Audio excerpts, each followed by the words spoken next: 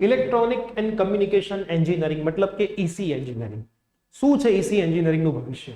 શું ઈસી એન્જિનિયરિંગની અંદર એડમિશન લેવું જોઈએ? ગવર્મેન્ટની અંદર, પ્રાઇવેટની અંદર, બિઝનેસની અંદર શું ઓપોર્ચ્યુનિટી છે અને લેવું જ હોય તો કઈ કોલેજમાંથી લેવું જોઈએ કે જેના સરસ મજાના હાઈએસ્ટ પેકેજ અને એવરેજ પેકેજ પણ હોય, અને એમના લાસ્ટ યરના કટ ઓફ પણ કેટલા છે, બધી જ માહિતી આજના આ વિડીયોની અંદર હું તમને આપવાનો છું. ઓલરેડી આપણે સિવિલ માટેનો પણ આવો વિડીયો બનાવી દીધો છે, ઇલેક્ટ્રિકલ માટેનો પણ આવો વિડીયો બનાવી દીધો છે. જો ના જોયો હોય તો વિડીયો સેક્શનમાં જઈને પણ તમે આ વિડીયો જોઈ શકો છો. યસ દોસ્તો, મારું નામ છે પ્રિયેશ પટેલ. તમારું બધાનું હાર્દિક સ્વાગત છે પ્રિયેશ વિદ્યાપીઠ યુટ્યુબ ચેનલ ઉપર. સૌથી પહેલા ચેનલને સબસ્ક્રાઇબ કરીને બેલ નોટિફિકેશન પ્રેસ કરી દો એટલે આવનારી બધી જ અપડેટ તમને ઘરે બેઠા સરસ રીતે મળતી રહે. અને આપણે એડમિશન પ્રોસેસના વોટ્સઅપ ગ્રુપ પણ બનાવ્યા છે. જો એક પણ વોટ્સઅપ ગ્રુપમાં જોડાયા ના હોય તો ડિસ્ક્રિપ્શન બોક્સની અંદર લિંક આપેલી છે, કોઈ એક વોટ્સઅપ ગ્રુપમાં તમે જરૂર જોડાઈ જજો. તો હવે આપણે વાત કરીશું ઈસી એન્જિનિયરિંગની. વન બાય વન દરેક વસ્તુ સમજતા જઈશું. ઇલેક્ટ્રોનિક્સ અથવા ઇલેક્ટ્રોનિક્સ એન્ડ કમ્યુનિકેશન, બરાબર, બેસિક બ્રાન્ચ છે. ગવર્મેન્ટમાં ઓપોર્ચ્યુનિટી હાલ તો નથી, પ્રાઇવેટમાં પણ નથી, સ્કોપ ઓછા છે, બિઝનેસ ઓપોર્ચ્યુનિટી પણ ઓછું છે. ગુજરાત બહાર અથવા તો ફોરેનમાં જવું હોય તો આ બ્રાન્ચ અત્યારે તો સારી છે અને સીધી જ વાત છે, એમાં કોઈ ખોટી વાત નથી. મુખ્યત્વે VLSI, embedded system, communication, signal processing, IoT, micro processor બધાનો અભ્યાસ તમને આની અંદર કરવાનો હોય છે. ભારતમાં ઇલેક્ટ્રોનિક્સ મેન્યુફેક્ચરિંગ યુનિટ વધી રહ્યા છે, પરંતુ ઈસી કરતા વધારે મિકેનિકલ એન્જિનિયરિંગની એમાં જરૂરિયાત છે. ગુજરાતમાં ઇલેક્ટ્રોનિક ક્ષેત્રે કામ કરતી કંપનીઓ ઓછી છે. જે વિદ્યાર્થીઓ હાર્ડવેર, કમ્યુનિકેશન, ઇલેક્ટ્રોનિક ક્ષેત્રમાં જોબ કરવા ઈચ્છતા હોય એમના માટે આ બ્રાન્ચ સારી છે. IIT, NIT અને ટોપ કોલેજોમાં અભ્યાસ કરતા સ્કોલર વિદ્યાર્થીઓ માટે સારી તકો છે. અન્ય વિદ્યાર્થીઓ માટે તક થોડીક ઓછી છે. ઘણી કોલેજ દ્વારા electronics and instrumentation EI branch offer કરવામાં આવે છે. તે ઇન્સ્ટ્રુમેન્ટલ અને કંટ્રોલનો જ એક ભાગ છે જે ઈસી એકચ્યુઅલમાં નથી. બરાબર, આ વસ્તુનું ખાસ તમારે ધ્યાન રાખવાનું છે. ઈસીની માન્યતા અને હકીકત. ઈસીમાં સોફ્ટવેર ડેવલપમેન્ટ આવે છે, નથી આવતું. મેઇન સબ્જેક્ટ જે data structure, algorithm, DBMS, software engineering, compiler design, theory of computation, web programming, mobile programming, આ બધું એમાં આવતું નથી. એટલે સોફ્ટવેર સાઇડ ઈસી છે એ વાત ખોટી છે. ઈસી એન્જિનિયરિંગને આઈટી કંપનીમાં જોબ મળે છે. તો આઈટી કંપનીમાં સોફ્ટવેર ડેવલપમેન્ટ ઉપર સપોર્ટ અને ટેસ્ટિંગ માટેની જોબ હોય છે, જેમાં કોઈ પણ બ્રાન્ચના એન્જિનિયર કે કોઈ પણ ગ્રેજ્યુએટ કામ કરી શકે છે. કોમ્પ્યુટરમાં મનગમતી કોલેજમાં એડમિશન ના મળે તો ઈસીમાં લઈ લેવું જોઈએ. પ્લેસમેન્ટ સૌપ્રથમ બ્રાન્ચ આધારિત હોય છે, ત્યારબાદ જ કોલેજ આધારિત હોય છે. ખાસ ધ્યાન રાખજો.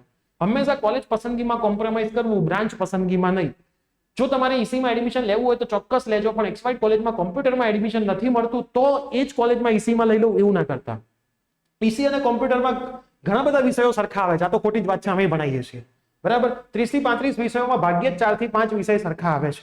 નિરમા યુનિવર્સિટીના સિલેબસમાં 3, DDU ના સિલેબસમાં 4, GTU ના સિલેબસમાં 3 થી 4 વિષયો જ ઈસી ના સરખા છે. ને કયા કયા છે? માઇક્રો પ્રોસેસર છે, માઇક્રો કંટ્રોલર છે, એ જ બધા સબ્જેક્ટ સરખા છે, બાકી અલગ છે. બરાબર, 3 થી 4 જ એવા સબ્જેક્ટ છે જે ઈસી અને કોમ્પ્યુટરમાં સરખા આવે છે. બરાબર, લખ્યું જ છે. જો ડિજિટલ કમ્યુનિકેશન, માઇક્રો પ્રોસેસર એવા છે, બાકી બધા અલગ છે. બધા કોમ્પ્યુટરમાં આવે છે ને ઈસીમાં આવે છે.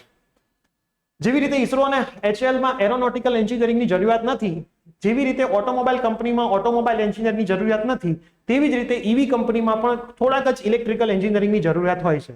આવી જ રીતે ભારતની સેમિકન્ડક્ટર કંપનીમાં પણ બહુ જ ઓછા ઈસી એન્જિનિયરિંગની જરૂરિયાત છે. એટલે સેમિકન્ડક્ટરના લીધે પણ ઈસી એન્જિનિયરિંગમાં સારો એવો સ્કોપ આવશે એવું જરૂરી નથી.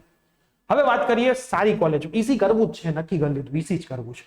તો સારી કોલેજમાંથી કરશો તો પ્લેસમેન્ટ સારું થાય છે. બરાબર, પ્લેસમેન્ટ તો હંમેશા સારી કોલેજમાંથી ભણો એટલે થતું જ હોય છે, ઈસીમાં જ ઈચ્છા હોય તો. DAIICT ની અંદર આપણે વાત કરીએ તો ડેટા અવેલેબલ નથી. SVNIT સુરતમાં highest package 44 lakh, average package 14.28 lakh છે. નિરમાની અંદર 22.98 લાખ અને એવરેજ 8.70 છે. એટલે સેમ ટુ સેમ DAIICT નું પણ પેકેજ હશે જ. DAIICT અવેલેબલ નથી. નિરમાની અંદર 22.98 જે આપણે વાત કરી એ જ. DDU ગવર્મેન્ટની અંદર 20.50 લાખ થી લઈને 6.25 લાખ છે. BVM ગવર્મેન્ટની વાત કરીએ તો 10 લાખ થી 4.50 લાખ છે. LD ની વાત કરીએ તો એવરેજ પેકેજ 5 લાખ છે. MSUમાં પણ 5 લાખ છે. VGECમાં 7 થી 4.60 લાખ જેટલું એવરેજ પેકેજ છે. DDU સેલ્ફ ફાઇનાન્સમાં 20.50 લાખ છે, 6.25 લાખ એવરેજ છે. BVMમાં 7.20, 4.72 એવરેજ છે. GSET ની અંદર 5.10 લાખ અને 3.78 લાખ ઓન એન એવરેજ છે.